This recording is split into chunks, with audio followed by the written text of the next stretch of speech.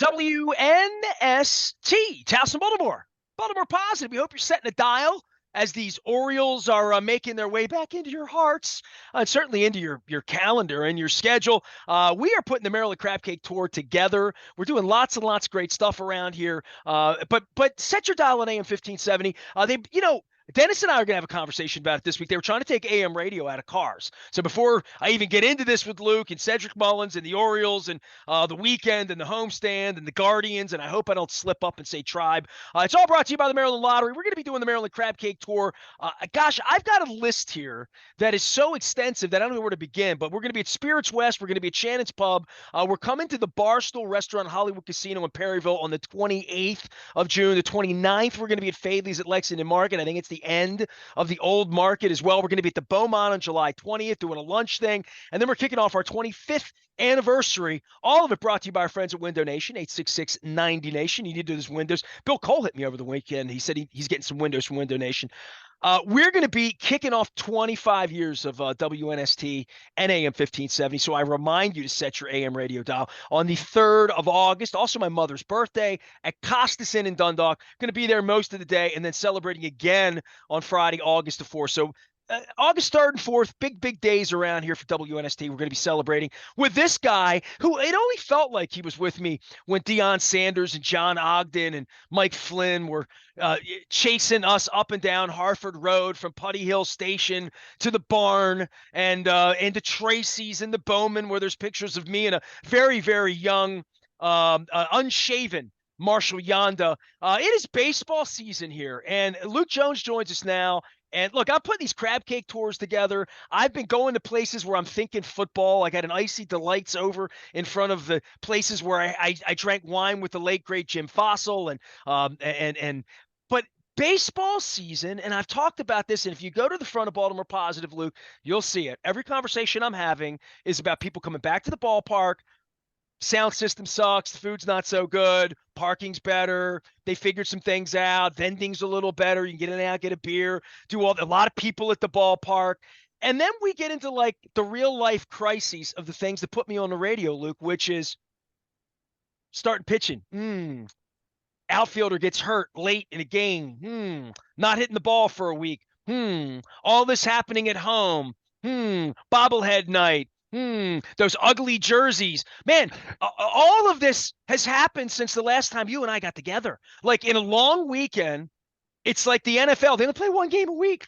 But 5 awful or 5 wonderful things can happen in 5 days over a holiday weekend. How are you? I know you spent most of the weekend mowing lawn and watching baseball. I was basketball, football. I mean, my wife had the USFL on the other day. She's like, they're piping in sound. I'm like, they are piping in sound, but they didn't have to pipe in sound down where you were. That's absolutely right. And a lot of what you just mentioned, I mean, first of all, I do want to single out the fact that we've reached Memorial Day. That is often the checkpoint. You hear so many longtime baseball scribes, longtime baseball fans, those who have seen good seasons and bad seasons and everything in between. It's kind of really that first meaningful checkpoint where you say, it's still early, but it's not really that early anymore. Yeah, I want to channel the late, great Clem Florio here during a racing month. And if Clem were here right now, you would love Clem. You would want to go play bocce with Clem in Amici's right next to the church.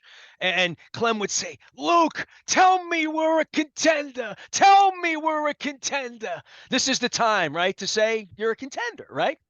No question about it. And even after losing 3 of 4 over the weekend and scoring, 11 runs over the 46 innings that followed that big 8-run 7th inning in the Bronx last Wednesday night, which, to your point, feels like a long time ago when so much has happened over the last Dude, I was days. in New York when they were playing, right? When Cortez pitched, I was in Manhattan. I saw people getting on trains. You and I haven't gotten together from the beginning. I ate a lot of great food, by the way. Saw a great show. But God, geez, that feels like 4 weeks ago that they were playing the Yankees. It is amazing when you watch them 9 innings a night, and the 9 innings happen 2 hours and 20 minutes sometimes when they're not hitting the ball, and the games get over. There's a pacing of this that has worked its way back into my life that feels like, where you been? Yeah. I mean, I don't know if it feels quite that long for me, but it's the ebbs and flows of a baseball season. And so much of what you just mentioned, and what I just mentioned, the bats have gone cold, quiet, whatever you want to call them over the last few games.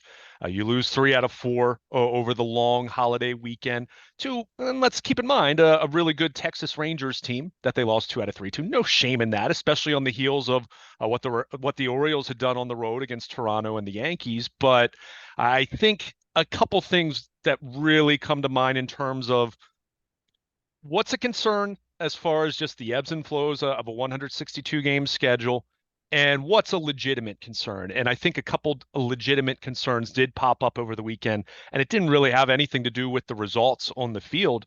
It was one, we find out on Friday that John Means suffered a setback not related to his elbow, but strained a muscle in his shoulder blade, upper back area that has slowed down and paused his rehab, so to speak. There had been a lot of optimism that he'd be ready to go for July. So you have that. He's still fully expected to pitch, but it's probably going to be August. And realistically speaking, and this was always the case with John Means, how do you know? How impactful is he going to be coming back from Tommy John Well, we surgery? weren't counting on him, right? I mean, you It, and I weren't, but they start winning, and they it's start winning a upside. lot. And It, and and then you start looking, as I would always say to you, at any point, and I said this to you when Buck was winning, which you love to point out all the time, that that we did win around here, and when we did, I would always say, "Where's the cavalry? yeah, Who's coming over the hill?" And over the hill back then was, "Oh, we're going to go get the 6'7" left-hander and rent him for Eduardo Rodriguez, who may be still paying for it a decade later, one way or another. You see him once in a while, but literally, where's the cavalry, right? And in this case, you would say, well, they got the number one prospect in baseball, Rodriguez. They have a top-ish prospect in DL Hall that they believed in, right? Then you have this guy who's actually done it and done it at a high level, and he was coming on when they had nothing but him and Cedric Mullins 3 years ago, right?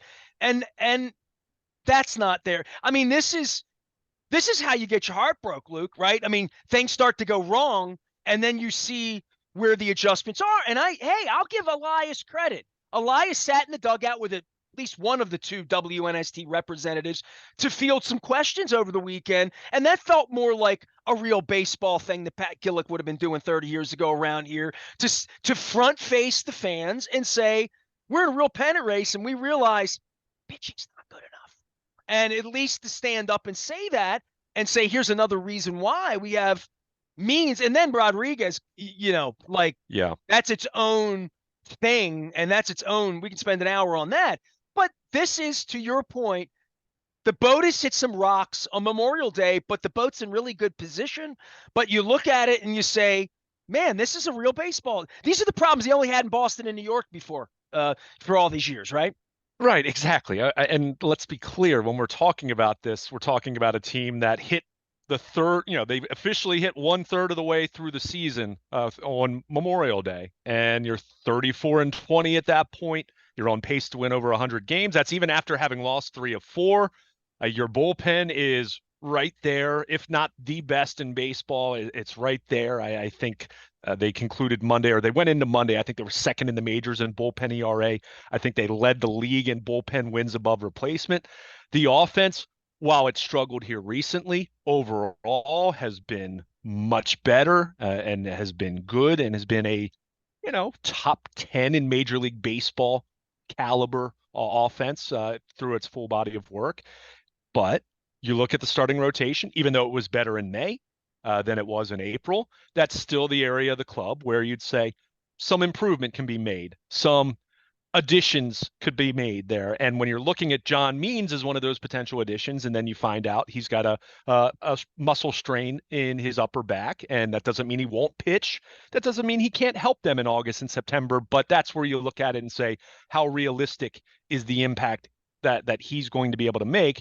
And then a few hours later, Grayson Rodriguez just gets completely lit up and hit very hard, continues to struggle with fastball command. Look, I'm not giving up on Grayson Rodriguez or anything like that, far from it. But I think it's a reminder of prospects are prospects, right? I mean, there's no Well, such the thing thing as a for me is in the aftermath of this, there's the rose-colored glasses of Ben McDonald and Jim Palmer's tweets of he'll be back, he'll be better than ever. And then there's mine where I'm like, it worked that way for you, Jim. It didn't really work that way for you, Ben. That you didn't, Ben was never better than ever. Like we waited on Ben to be better than ever always, right? And then Ben got hurt. With Palmer, I mean, and I think over the weekend, watching him struggle through the broadcast with Melanie Newman, and it was just awful television. And then they were getting their ass kicked and made it even worse. It was bad sports radio. It was bad. But Palmer's acerbic way and his greatness. I mean, I cannot express to someone your age, because you didn't see him pitch every night. I did as a kid. Somebody even older than me who's really looking at it through a lifetime. He's so outstanding and so on a different level than everybody else intellectually about pitching and just the way he sees the world. He's a gem. And at this crisis moment, to have him around talking about it, I think's wonderful. But just to say he's coming back and gonna, I don't know. I don't know. I mean, I'd love for him to come back. I'd love for Means to come back, but I've watched baseball all my life. I don't really know where that wall is that where you come up and you were great until you got here.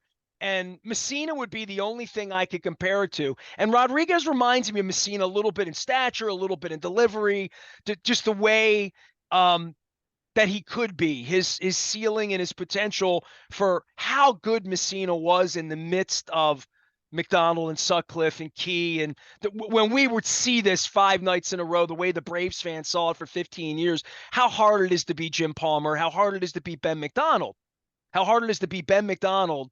And there's a weight on this kid. And the one thing that I keep hearing Palmer say over the weekend when he's talked about it, because I listen to Palmer when he talks, it's because I'm always looking to pick something up.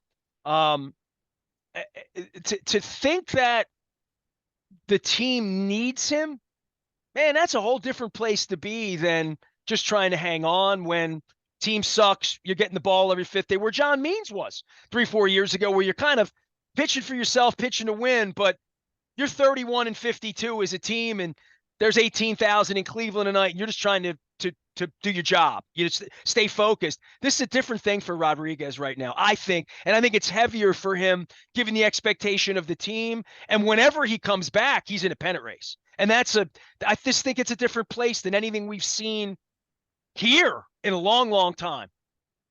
it is. I'm not so down on it from the standpoint of, that he can't be a factor or be really good for them, even this year.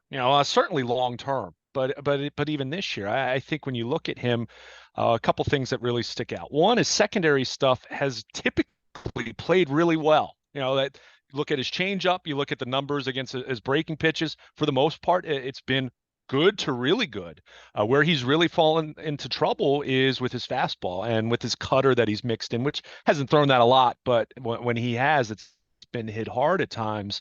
I think one, the fastball command hasn't been good enough. I think, and Brandon Hyde's talked about this. He talked about this before his start, which there had been a lot of encouraging feelings because of how well he had pitched in Toronto in his previous time out, but talked about the idea that stuff will get you through the minor leagues, right? You can throw fastballs out of the strike zone at 99 against double and triple A hitters, and they're guessing. They're panicked, right? I mean, they're just trying to make contact, and they're going to whiff, and they're And going to you whiff a also lot. get a But reputation at A ball and double A that you probably get a preferred strike zone at that level from minor league umpires, that if you throw it and it's somewhere near, you might get an edge that other pitchers might not get at that point. you might.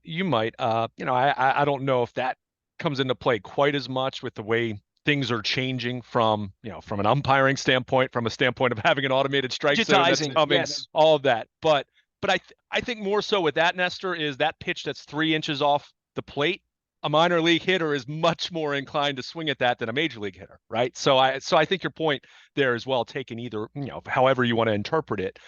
But I look at his fastball And I've even talked about this with a couple other reporters. And you look at some adjustments that even some Orioles pitchers have made over the last couple years where they've found some success after struggling initially, maybe mixing in a little bit more of a two-seam fastball, getting a little bit more movement that way.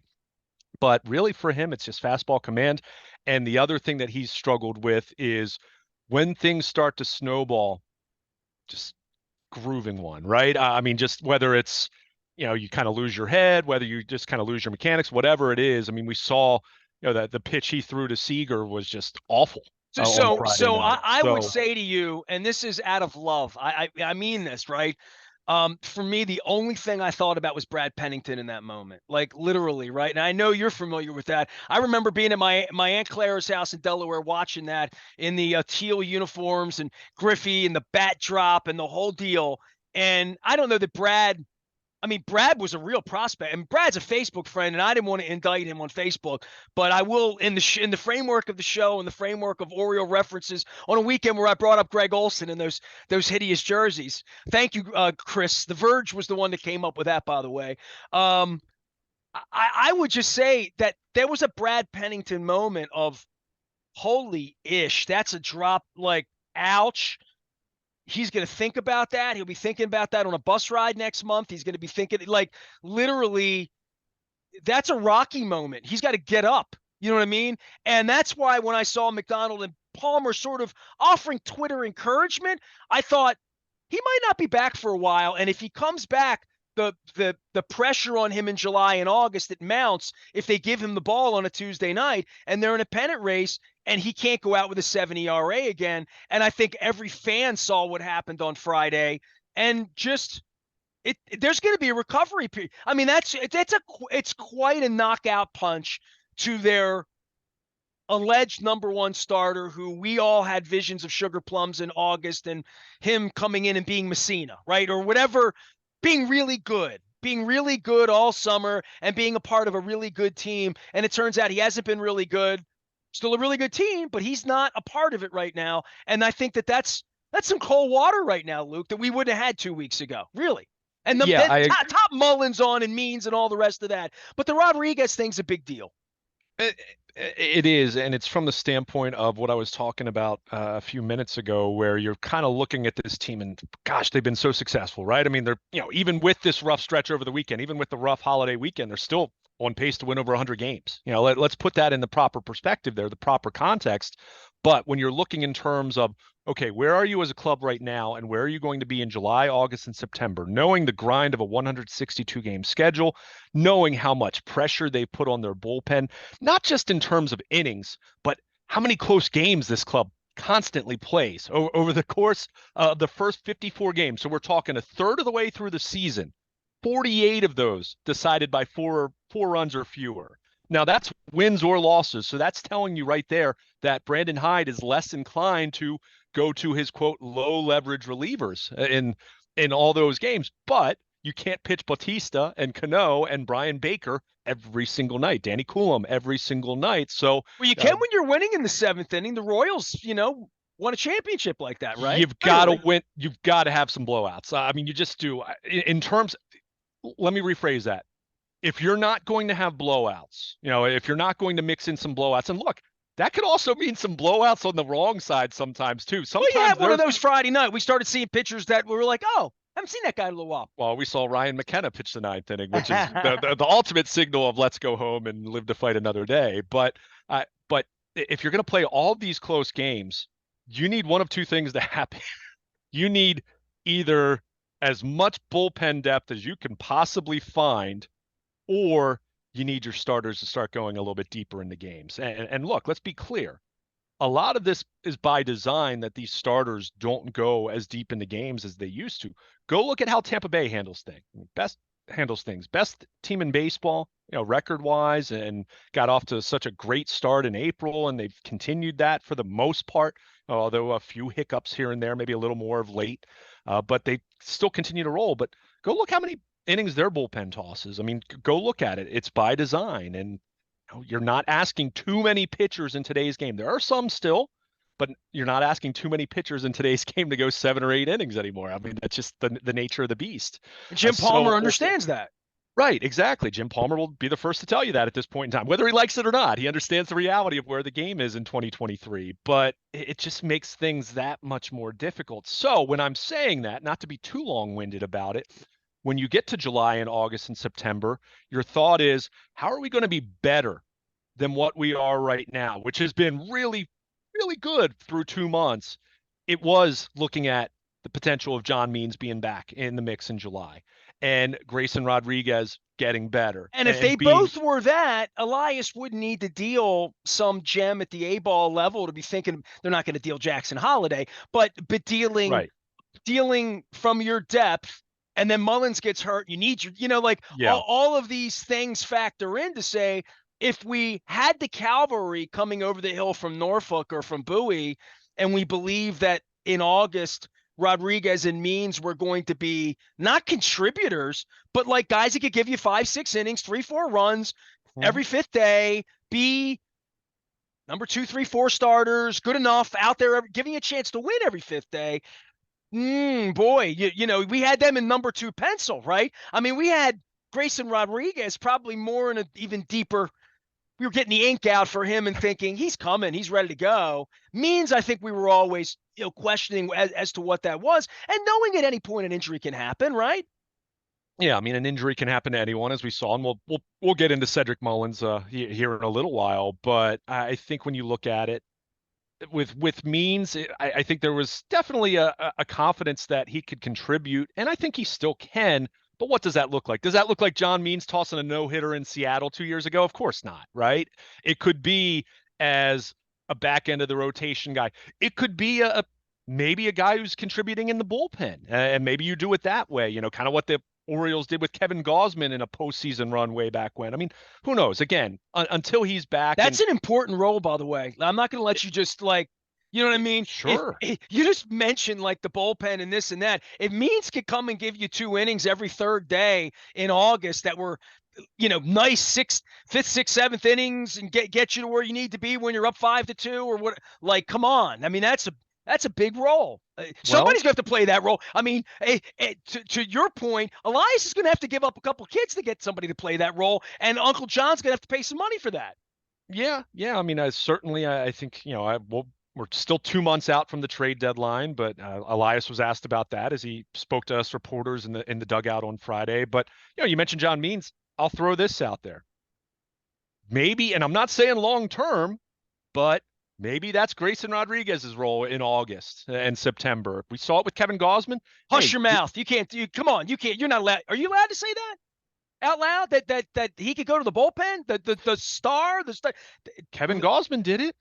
Okay. Kevin Gausman was a highly regarded prospect and first round pick. And look, I'm not saying Kevin that Gausman that's hated it, didn't he? I mean, I don't think in that moment, no. Did he hate the general being, the ping ponging back and forth Yeah. between on the Norfolk shuttle? Yeah, he hated that.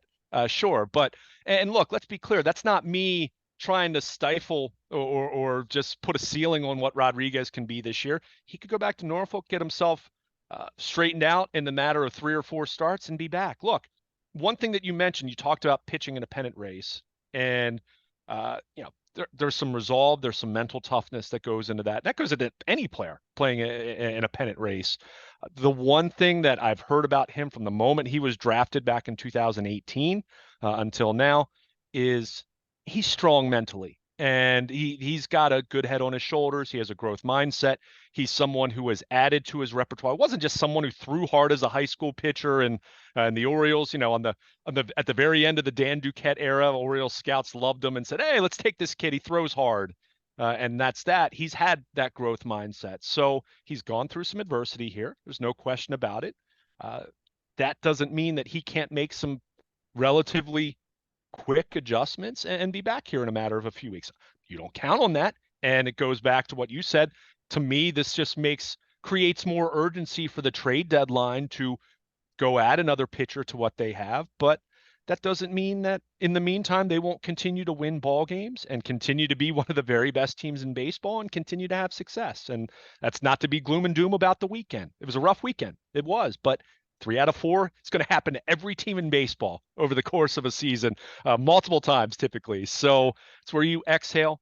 Yeah, a couple things popped up over the weekend that are legitimate concern. And like I said, that starting pitching upside has taken a little bit of a hit here. But that said, all is not lost. John Means is not done for the year, and we'll still see what he could potentially contribute in August and September.